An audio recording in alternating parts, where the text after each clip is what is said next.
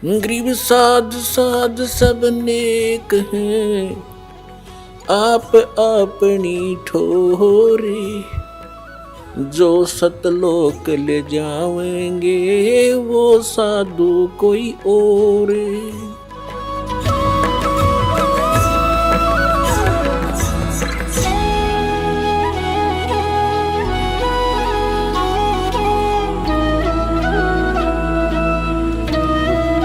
अब जैसे ये पंथ चल रहे हैं कुछ,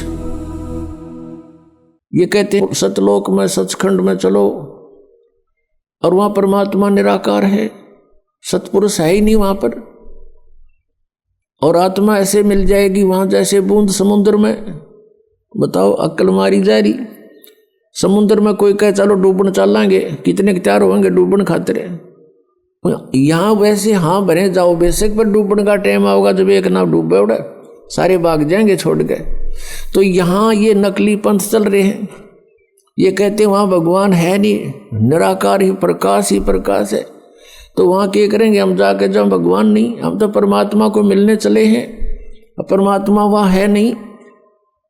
अब जैसे कोई गाय की महिमा गाता है, गाय दूध देती है, बहुत अमृत सा दूध देती है, बड़ा लाभदायक पशु है, और सभी की इच्छा होती है हम गाय लें, और फिर कहें गाय तो है ही नहीं, गाय तो निराकार है, या कोई ये थोड़ी हुई कोई।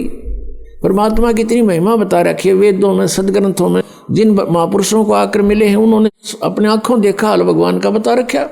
अब उनको हमने अनदेखा कर दिया, इन झूठों की बातों को स्वीकार कर लिया।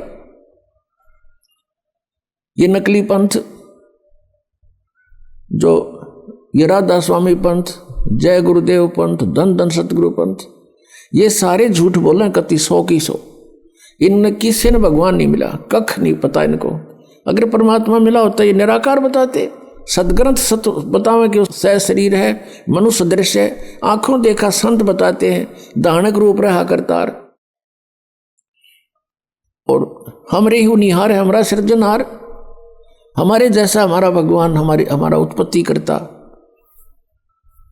तो पुण्यात्माओं, दास का उद्देश्य है कि पहले हम अपने जिन सदग्रंथों को सही मानते थे उन्हीं से परिचित हों, फिर दिखता को नहीं भगवान के पहचान की, और मोक्ष की कोई समस्या खत्म, क्योंकि इतना सिंपल मार्ग है, इस जैसा मार्ग नहीं। इन काल के दूतों ने काल प्रेरणा से अपनी प्रभुता दिखाने के लिए हठ योग शुरू कर दिए, सिद्धियां प्राप्ति करने के लिए खड़े होकर तप, उल्टा होकर के तप, और नरे अनुष्ठान करने लगे, सुहा करके। ये तो नाशकरण की विधि ढूंढा करते थे। एक दूसरे पर प्रभु पाकने के लिए किसी ने एक सिद्धि प्राप्त कर ली तो दूसरा ने सोचा 3 करूं मैं, और तब इससे मैं सुपरियत कहलाऊं जनता में। परमात्मा कहते हैं इस हमारे नाम में 24 सिद्धि आ जाएंगी तुम्हारे को, लेकिन इन सिद्धियों का प्रयोग ना कर लेना, ये विष का काम करेंगी। अपने आप पड़ी रहें, क्योंकि सिद्धियां हमारा सहयोग देंगी, और हम इसको प्रयोग करने लगे तो फिर हानि कर देंगे हमारे को। तो इसलिए ये सिद्धियों का प्रयोग करते थे। जैसे एक सिद्धि सब सागर पीवे, एक अगस्त ऋषि थे, परमात्मा पाने के लिए घर त्याग कर जंगल में साधनाएं शुरू कर दी। अब इनकी बहुत लंबी चौड़ी कहानियां हैं। बचपन जंगल में निकल गया, 30-40 वर्ष का हो गया, फिर भ्रमण शुरू कर दी, यानी पहले बैटरी चार्ज करता था, 1 वर्ष में 6 महीने तपस्या साधना करता था, 6 महीने भ्रमण करता था गांव गांव नगर नगर में जाके।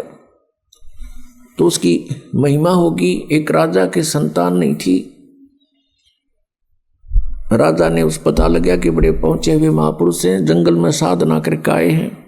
तो राजा ने प्रार्थना करके अपने पास हफ्ते 10 दिन रखे, सेवा की, फिर प्रार्थना की कि हमारे संतान नहीं है। अगस्त ऋषि ने कहा ठीक है, हो जाएगी, संतान हो जाएगी। अगस्त ऋषि चले गए, पीछे से राजा के घर कन्या ने जन्म लिया। अब वो घूमता घूमता 12 वर्ष के बाद फिर उसी रेंज में आ गया। 6 महीने साधना करता था, 6 महीने ऐसे जंगल में गांव गांव नगर नगर में घूमता था। तो 12 वर्ष के बाद उसी साइड का नंबर आ गया। राजा को पता चला कि वो महापुरुष आ रहे हैं अगस्त ऋषि। राजा ने अपने नगर की सीमा पर से लेकर वहाँ तक फूल बिछा दिए और खूब जय जयकार करवा दी, सब खड़े कर दिए नागरिक आओ भगत के लिए। और साथ में अपनी कन्या को साथ लेकर गए। 12 वर्ष की कन्या पहले बहुत अच्छी तगड़ी हो जाती थी। तो वहाँ जाकर के कहा कि भगवान आपकी दया से मुझे एक पुत्री प्राप्त हुई है, आपके आशीर्वाद से मैं आपका आभारी हूँ। अगस्त ऋषि बड़ा खुश हुआ और प्रार्थना की कि महाराज हमारे यहाँ कुछ दिन रुको। पहले तो कह रहा था कि नहीं मैं एक दिन से ज़्यादा कहीं नहीं रुकता हूँ।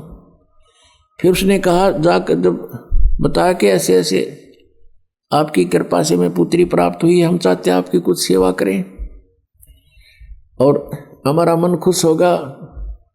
तो उसने 2 दिन की हाँ भर ली और राजा ने अपनी कन्या की सेवा की करा दी। बेटा तू इनकी दी हुई है और सेवा करो महाराज की। अब धीरे धीरे वो महाराज जुड़ा 7 दिन डटा। फिर कहने लगा कि मैं तुझसे कुछ मांगना चाहता हूँ। राजा से कहा अगस्त ऋषि ने। अब राजा ने कहा जी हम क्या दे सकते हैं आपको, सब कुछ आपका ही है, मांगने की आवश्यकता नहीं, आप आदेश करो कि ये कन्या मुझे दे दो मेरी सेवा के लिए। अब राजा को पता था नाट गया तो पता नहीं कि बद्दुआ दे दे कति नाश हो जाए मेरा। अपना छाती पर पत्थर धर के कि जब आपकी आ गया। हमले का लड़की ने जाता रहा कर ले साधना इनकी। फिर उसको क्या हुआ, तपस्याएं करके उसने एक सिद्धि प्राप्त कर ली। आजीवन सारे जीवन में एक सिद्धि सब सागर पीवे, एक सिद्धि जो बोजुग जीवे, एक सिद्धि जल पैर न लाई, एक सिद्धि आकाश से उड़ जाई। अपने आत्मा अगस्त ऋषि ने 7 समुद्रों को एक ही घूंट में पी लिया। अब फिर प्रार्थना की उससे अन्य ऋषियों ने देवताओं ने कि भगवान यहाँ तो सब आओ भाव बिगड़ जाएगी, एटमॉस्फेयर चेंज हो जाएगा और आप दया करो हमारे ऊपर, रहम करो। रहम कर दिया, उल्टा ही कुरला कर दिया, 7 समुद्र भर गए।